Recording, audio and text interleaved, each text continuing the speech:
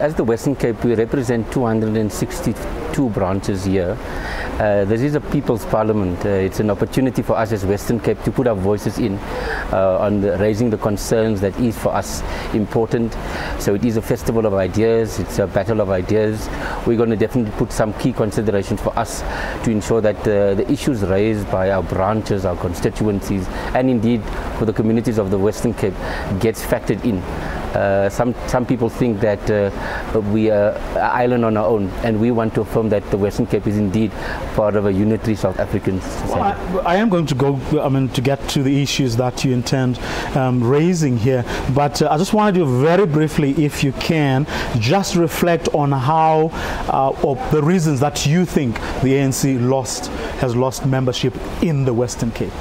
But as I said, you're not alone. But look, I think there is big problems, challenges. I think we need to admit that. I think what we are in the Western Cape planning is the organizational renewal, a strong membership drive.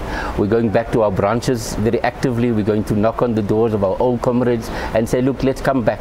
The ANC is a space and place for everybody. So we've acknowledged that one of our membership has gone down. We need to improve our systems, but more importantly, we need to create space. There is contestation in the ANC. In the past, as an activist, it was a sacrifice to be in the liberation movement now. A lot of people see your membership to the ANC as an opportunity to enhancement, individual enhancement. So I think what we're putting down is to ensure that there's fair processes, ensure that we open up the organization. And this new PEC in the Western Cape has certainly done that. We've gone back to the branches. We've certainly said that we must unite. It's only a united, inclusive ANC that will be able to show to the communities that we are credible, that we have a credible team, and that indeed our policies are both correct and we have the implementation capability to drive them. How much of it do you think may have everything to do with, one, the fact that the ANC is not a ruling party in the Western Cape, but two, the broader criticism of the ANC, certainly if you speak to like stalwarts, is that the struggle for non-racialism hasn't really taken prominence over the past 20 years or so. Your take? Look, I think we've made significant progress on building a non-racial project, from Mandela's days to building a non-racialism, but I think we need to acknowledge that we're not a South African people. I mean, Americans have a strong American identity. Why can't we as South Africans, with our diverse backgrounds, also have a stronger African or South African identity? I think we all are Africans. We need to build that. Certainly race is a key considerating factor in the Western Cape. We have a national minority that's a regional majority. So as the ANC, we need to look at how the national question plays itself out in the Western Cape and in how the policies. There's a lot of things around Swart. We must confront racism head on. Colored people, in terms of identity, feels in the past they were not white enough, now they're not black enough. The ANC has always been the only organization that builds a truly non-racial society. And so for us, it starts within the ANC. We need to build a culture where we manage and celebrate our diversity in a non-racial way. Now let's talk then about the issues that you're bringing to the table as the Western Cape. What for you are the most pertinent issues that you want this particular gathering to really, have a dig in? Look, I think we've got a lot of issues, but I'll just, from my head, just pick up some of the key critical issues. I think for us, the sanitation question, we're going to lobby quite strong that there needs to be eradication of all the bucket systems. We need to ensure in this day and age that all our informal settlements have dignified toilets. So that is a key component for us. It is a component in the Western Cape. We need to ensure that in today's day and age that everybody has a right to dignified sanitation. So that's a key resolution. We need to implement it. The other key resolution is around the fishing quotas. We believe that we shouldn't apply the national demographics in the Western Cape in terms of the fishing quotas. We believe that our coastal communities have traditionally been fishermen, and so I think they must benefit. There's a lot of lessons that we can learn from the previous fishing allocations. We need to ensure that because the fishing quotas represent a key component in livelihood, job security, food security for our coastal communities, that they ultimately be the beneficiaries for that. So we believe that the national demographics around that is not appropriate, and it will have devastating consequences. The other key thing is the job losses. We are concerned it's really difficult for poor people, and so government must increase their social protection in these days of economic depression, job losses. We've noted that the government has intervened in the clothing textile work industry. So that's one example where we can see a positive national intervention on protecting our jobs and protecting our industries.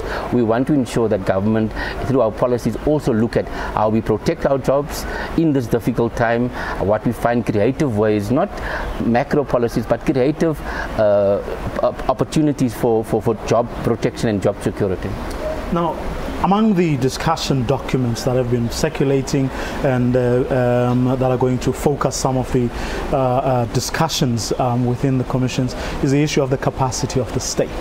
Now, I know it's a particularly relevant issue for the Western Cape, given one, the fact that you are not in government in the Western Cape, but perhaps more particularly because it speaks to a possible reduction of the number of provinces that we have as a country. Do you have a position as the Western Cape on that particular issue?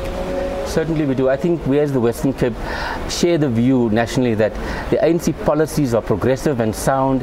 I think the big challenge is the implementation framework. We come to these policy review conferences very periodically, and then sometimes we are reminded that the policy that we have adopted previously has not been implemented. So we want to ensure that at this policy we actually focus on a stronger monitoring and evaluation of our previous policies. We need to improve our capacity of the state to implement. So we want our state to have a stronger project management implementation framework capability to do the tick boxes, to ensure that what we say is what we do, and we implement, and we measure ourselves around that. And so in that way we improve our capacity of the state. I think we'll push quite strongly for that, because I think that for us is a critical thing. The policy framework is fine, it's about the implementation. Look, there's also the possibility of reducing the number of provinces. Yes, in terms of the rationalization of provinces. Now, we know that the review of provinces has been a long outstanding debate in the ANC, and every time we come to conferences it's flagged. I think what we are saying is the Western Cape, we would support the rationalization of provinces, meaning that we have nine legislatures, 9 provincial governments, and there's a lot of wastage and duplication. Our primary concern is that state resources must be used for the poor.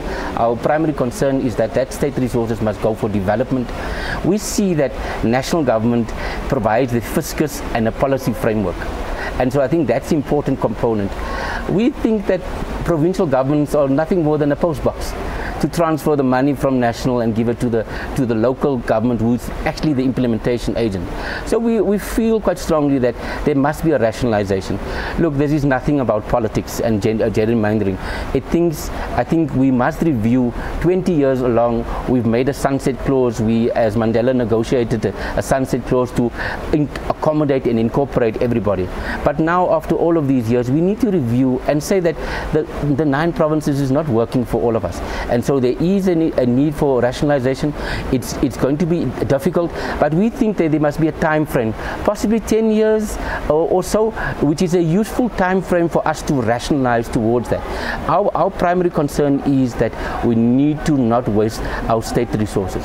Lastly, and very, very briefly, we're going to local government elections next year. It would seem that Cape Town has long gone to the DA, and it doesn't look like it will ever come back, because on the back of the situation in Cape Town, you now have the Nelson Mandela Metro and the Tshwane Metro possibly going to be lost to the ANC. What are you going to do next year, and do you believe that this conference will be able to help you put up a fight that can actually wrestle Cape Town from the DA? Indeed, I think you need to watch the space. The ANC is getting better and better in the Western Cape. We're becoming more united, and we're dealing with the real issues. I think just last time we won the by-elections in Grabouw, so we're making incremental steps. The other day, a lot of the blue people came back to the ANC, and so we're saying to people, give the ANC a chance. We are here, we are a party for non-racialism. We are a party that can accommodate everybody. In the Western Cape in particular, we can't allow that the Western Cape communities be kept divided. We need to ensure an inclusive state. People have given the DA a lots of chances. You'll see their track record speak for itself. It has a strong focus on fit for purpose. It only wants people that can vote for them, but if you look at who they put up as leaders, there's a lot of incidents of racism and non-racialism. We as the Western Cape ANC, it says we are ready. We're ready to serve our people. We're going to contest all the municipalities.